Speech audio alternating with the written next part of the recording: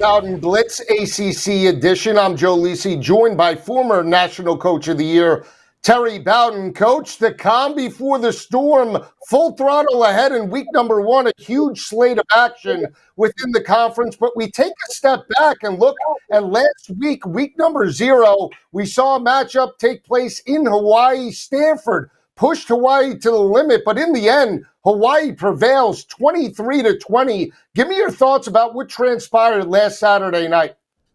You know, it kind of went how I thought it would because, Stanford stayed in that ball game. They're up by 3 points with 2 minutes and 31 seconds left before Hawaii kicked the first of 2 field goals. Of course, the last one a walk-off. But I didn't think Stanford would be great, but I figured, they'll play good, solid football, and they did. They just couldn't score. They had better statistics. They had a lot of yards, but they couldn't score. They had to kick field goals. They didn't get it. They did not stop Hawaii at the end, and Hawaii came through and kicked 2 field goals in the last 2 minutes and 31 seconds to win the game by 3. But, Stanford to me is not going to have a great year. I'm not sure Hawaii is going to have a great year, but Hawaii is about 3 points better than Stanford. Yeah, they were 2.5-point favorites in that matchup. Their redshirt freshman, Micah Alejado, stepped up with a dominating second-half performance, threw well over 60% completion percentage, 210 yards, 2 touchdowns, no interceptions. The biggest thing that stood out for me is that Stanford was able to run the football in that matchup. They averaged 4.1 yards per carry, 177 yards on the ground against that front seven. Last year, that was a weak spot for the offense, only averaging 132 rushing yards per game. But the passing attack with the junior transfer, Ben Gulbranson from Oregon State, struggled a little bit. He only had 109 passing yards. Are you shocked because Frank Reich was the head coach? You thought the ingenuity and just the NFL coaching experience would help out the passing attack? They're not talented enough. They're not talented enough to go out there and just say, okay, I've got a head coach. He understands football. We're going to go throw the ball around. I just don't think right now, Stanford down, they have been down. They've had 4 3-9 seasons. Recruiting's been tough, and they're in a down year. And I think you can stabilize the program. You can put kids in the right position, but you can't take an average athlete and have him outblock somebody that's a better football team. And there are going to be a lot of teams in the ACC that are better than Hawaii. I just think what we saw were 2 teams that's going to be hard for either team to have a winning season, maybe Hawaii, and they played, Stanford played about as good as they could, and I don't know where that's going to take them because they're, projected to win 3.5 games this year. That's the over/under, maybe 1 game in the conference. But I think they're on hold at Stanford. I think the program's on hold. They've got to try to grab some wins when they can. Maybe they can get some momentum, but I don't think the talent's there. And I think the school has made a statement to the staff and to the team that we're going to be temporary. We're not going to be permanent, and we're going to get ready to get a coach next year and go forward. So, we'll see how it goes. But I watched that game, and I think, 2 teams that aren't great football teams, but they had a pretty good game. And Hawaii won the game. We'll see how it plays out for Stanford the rest of the way. When you look at the top 25, right?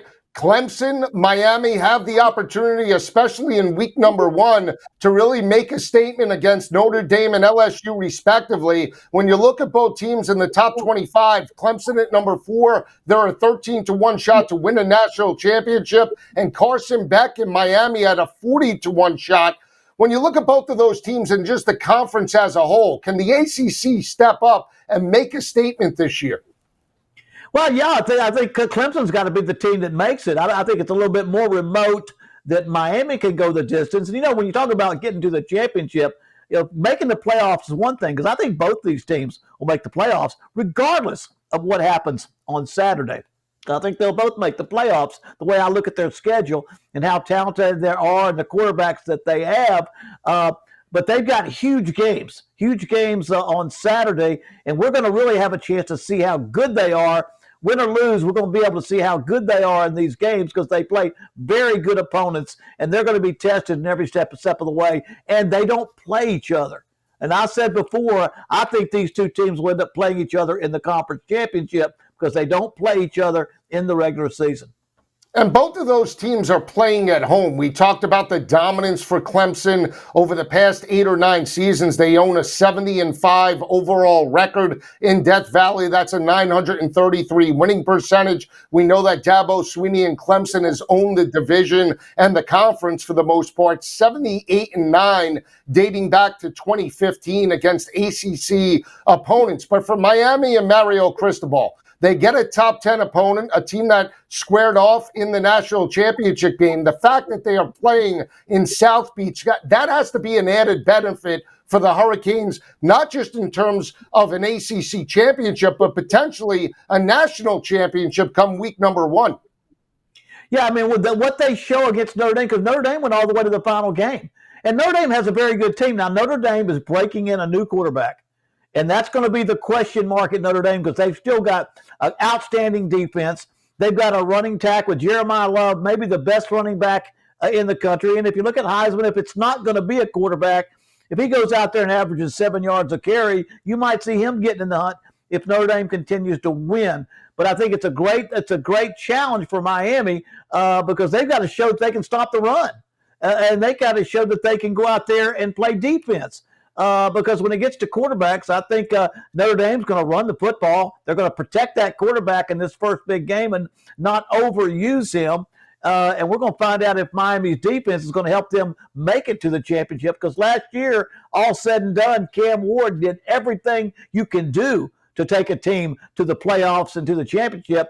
The defense did not come through. They've got some players out of the portal. They are pretty much talented. Not loaded, but very, very good on defense again. So this will be a great test because Notre Dame will be a better defense, and they will have a coach that'll have his team ready. And now Mario Cristobal has got to show that he can go out there and win a big game with defense and a quarterback that goes out and doesn't make mistakes. Because I think Miami has the edge when it comes to quarterbacks that can play in big games. I think you got to give that part to Miami.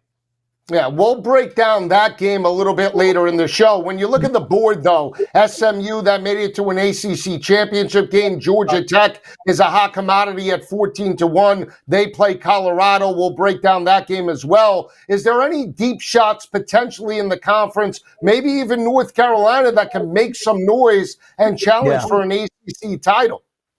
Yeah, I start with Louisville and SMU. I think those are the two. Their head coaches, that what they've done in the past. Louisville's in the championship game just 2 years ago. SMU last year. Those two teams would be next to me. And then you look at Georgia Tech. You look at Duke as a possibility. Again, they won 9 games last year. And North Carolina, because they're a little bit of an uncertainty. You don't know quite what you're going to get with North Carolina. But you know something? That coach, Bill Belichick, he'll have his team ready to play because he knows how to get a team ready to play football.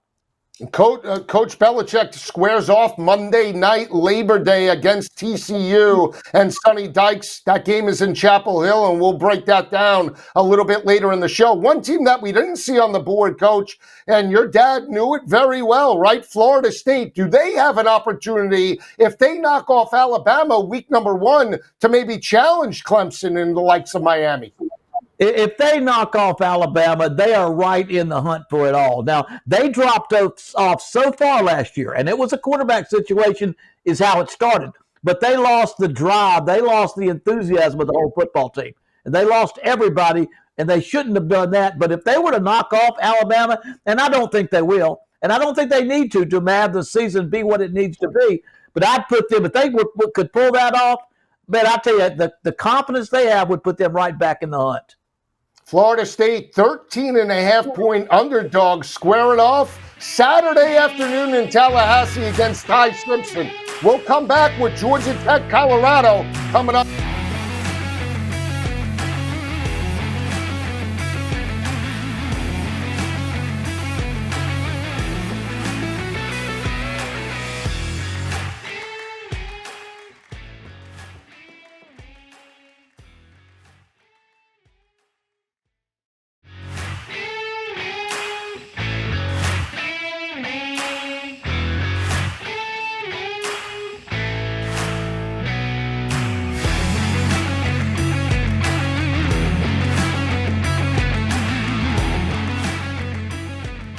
Back on the Bowden Blitz, Joe Lisi and Coach Bowden breaking down all things ACC. We left off talking Clemson, Miami, and Florida State. Big game in Boulder on Thursday night, Coach. We have Georgia Tech opened at a 4.5-point road favorite against Colorado. Right now, we see 3.5s popping out across multiple books. This is a team in Georgia Tech that made it back to a bowl game. They had a very balanced offense led by their dual threat quarterback, Haynes King. They average 187 rushing yards per game, threw it for 237 through the air, and they're going up against Caden Salter, recently named the starting quarterback at Colorado. And Dion, how do you see this game playing out? Well, I see so many things seem to be in favor of Georgia Tech. A veteran quarterback in Haynes King, a coach that's mentally tough. Brent Key is a Georgia Tech guy. They run the football. They're physically tough. They've got an established defense, a running game. Jamal Haynes at running back, along with a couple of others. I just see they are in place, and they finished their season so strong, and they're looking to be even better. And I see Colorado, a new quarterback. He's kind of a dual threat. How does that fit into the mentality that Deion Sanders has? I just see a tough blue-collar team on the rise with a Colorado team that, although they had a good year last year, they have a new quarterback. He's a different type of quarterback. Some uncertainty there. I think this thing could get even 10 points, 14. I've got Georgia Tech pulling ahead and maybe taking it by 2 touchdowns. Really? Wow, we disagree on this game. I tell Yes, you, I lean to Colorado, and let me tell you why. And this is why I favor Colorado and Caden Salter. Well, Caden Salter, a dual threat, 3,000 yards passing, 1,000-yard rusher a couple seasons ago at Liberty. We knew that he led them potentially to a college football playoff berth. You're talking about a Colorado offense that averaged 318 passing yards per game, very inconsistent running the football, only averaged 65 yards on the ground. But you look at the defense over the past couple of seasons, led by Deion Sanders and that coaching staff. 2 years ago, they allowed 173 rushing yards per game. They got it down to 151 last year. 2 years ago, they allowed 276 passing yards per game. They got it down to 200 last year and made it to a bowl game. And not only that, but Georgia Tech, from a road perspective, 2-6 on the road or on a neutral field last year, and they lost by 9.6 points per game. I'm going to go with the unknown. Give me the home team. I'm calling for the upset. No, I mean, and I just think of where Georgia Tech's going, and I think the difficulties that now that Colorado has to. I mean, I don't know how they utilize a dual threat because they average 66 yards a game rushing. Are they willing to call running plays? Are they willing to build a different type of offense in? It's not just that you got a dual threat quarterback. You got to utilize him in a certain way. And I think Georgia Tech brings in a running attack, a very physical running attack, where the quarterback does know how to throw the football, and he will throw the football. I just see the direction of their program. It is getting better and better. And I can see Georgia Tech. I've already talked about them being a dark horse in the ACC. But I see them coming out here and spending a lot of time in the offseason to get ready for this first game. Should be a very interesting matchup. Both quarterbacks are dual threats. Maybe the over is in play in that matchup. It's a late night kick, 7:30, 8 o'clock in Boulder. Home field advantage potentially for the Buffaloes. Coach likes Georgia Tech laying the 3.5. I'm taking the points with Colorado in that matchup. The other big game in the conference, it's in South Beach. Sunday night, 7:30. Top-ranked Notre Dame and Miami square off. Coach, Notre Dame has not been able to knock off Miami over the past 6 meetings. They're 0-6. They have to travel on the road. They're a slight 2.5-point road favorite in this matchup. Miami 10-3 last year. Carson Beck comes over. Can Miami strike the upset in South Beach to give the Hurricanes a 1-0 record in week number 1? Yeah, I think they can. I think Miami can do that, and I think they will do that. They've got a new defensive coordinator from Minnesota. He was successful at James Madison. He was successful at Rutgers. He was successful at Minnesota. Everywhere he's gone, he's turned defenses around. And he's got a defense that needs turning around. But I think they're going to be completely different on defense. They brought in some new secondary. They've got people that fit into his system. And I think they have got the veteran quarterback. Notre Dame's going to run the football, and they got to run the football to keep control of that clock, to keep their offense on the field, and to bring that new quarterback in a little slower, a little more comfortable in that setting. Because not only you've got an outstanding atmosphere down there, but you've also got a heat. The heat may be a factor when they go down and play in deep Florida. It always used to be. So I've got the fact that the veteran quarterback going to a team with a lot more talent. And again, you got Carson Beck, 27-4 last year. He knows how to win. He knows how to win big games. And I think Miami Mario kind of got his back to the wall, and that defense had to get better. He's got a defensive coordinator that can get him there. I think that's going to change Miami's whole outlook this year. They start playing the kind of defense that the defensive coordinator has produced everywhere he's been. Well, to your point, they only allowed 112 rushing yards per game. They allowed opponents to convert only 36% on third down conversions. But in their 3 losses, the 2 that mattered, to Georgia Tech, they allowed opponents to convert 64% on third downs. And more importantly, against Syracuse, they allowed that offense to convert 70% of the time. That's why they lost that matchup and found themselves on the outside looking in. I will say this about Notre Dame, Coach. Notre Dame last year was 8-1 on the road or on a neutral field site. They won those 8 games by an average margin of victory of 23.6 points per game. They held 10 opponents under 200 yards passing. They were 9-1 in those games and won those games by an astounding 33.6 points per game. I'm rolling the dice. I'm laying the 2.5 with Notre Dame. I think they win it by double digits. What do you think? Well, you know what? I'm just telling, and maybe the coaching factor is so big in my mind because I've been around. When you bring in a coordinator and you pay him, he's one of the top guys. He was a top guy that everybody's wanting to hire him. And when you pay to bring a guy in, their defense is not going to look or act anything like it did in the past. It's a different football team completely because Mario Cristobal is an old offensive lineman. He's not going to get in the way of the defensive coordinator. And I just think that's the one thing that kept them out of the playoffs last year and kept them out of a championship contention. That changes this year. Defense changes. It'll be a nice close ball game, but I've got Miami pulling this one off. We'll come back with more games in the conference.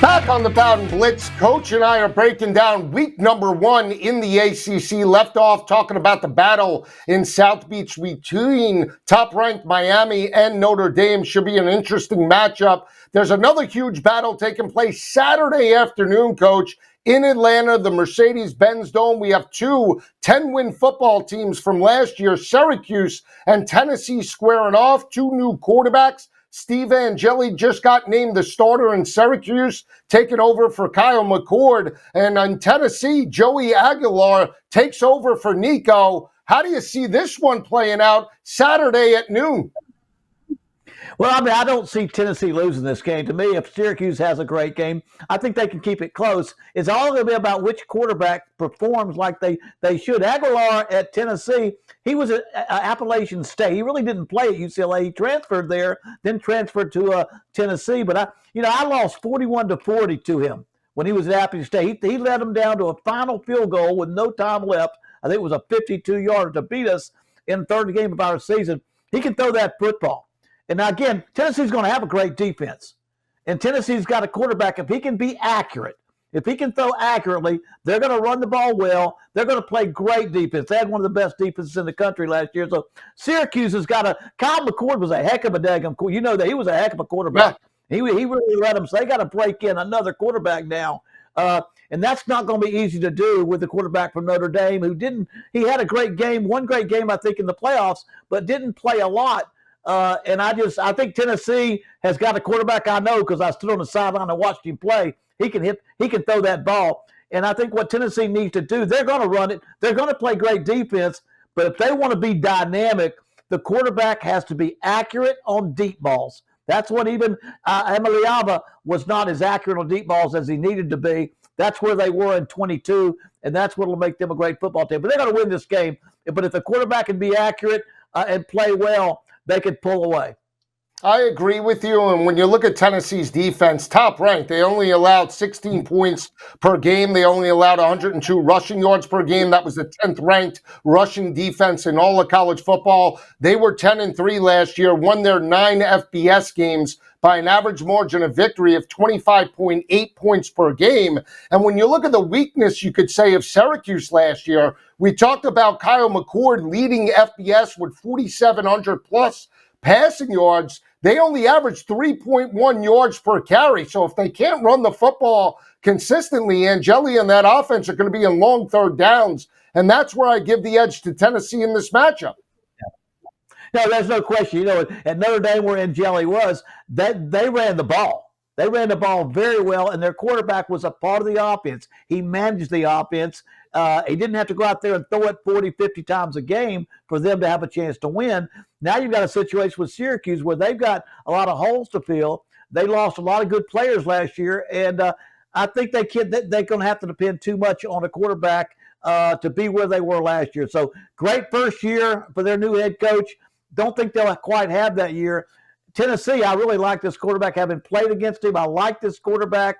If he is as accurate as I think he can be, they can get back, and they can get back to 22 numbers on offense. Look out, because they're going to be great on defense, and they're going to run that football. Well, there's a battle Labor Day night, TCU and North Carolina. It's in Chapel Hill. Sonny Dykes and the Horned Frogs are 3.5-point road favorites against Bill Belichick. Can Bill strike the upset in game number 1 and create some noise in Chapel Hill? You know, everybody loves this question. That's the kind of one of the big storylines of football. They got a new quarterback, almost an entirely new roster, new coaching staff. But Bill Belichick, he knows how to turn a team into a winning team. He knows how to prepare a team for the season. You know, as anybody ever coach this game, he knows how to get a program or a team ready for a football season. But, you know, Sonny Dykes is no slouch himself. Sonny Dykes has been around the block a few times. He's not in the same league as far as how much success he has, but he's at the same school with the same quarterback with a heck of a team that had a heck of a year last year. And so TCU is, I mean, they're favored and they should win, but there's enough unknown with me about what's going to happen in North Carolina. I know he knows how to get a team ready.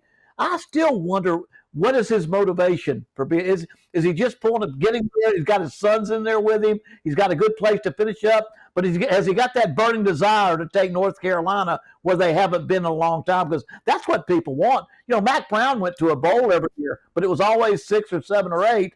They want to go to a new level. And the question is, does Bill Belichick have that same burning desire to take that program to an entire new level? We'll see. With Gio Lopez at the helm, could be fireworks on Monday night. When Coach and I return later in the week, we'll keep breaking down week number 1. Have a great day, everyone.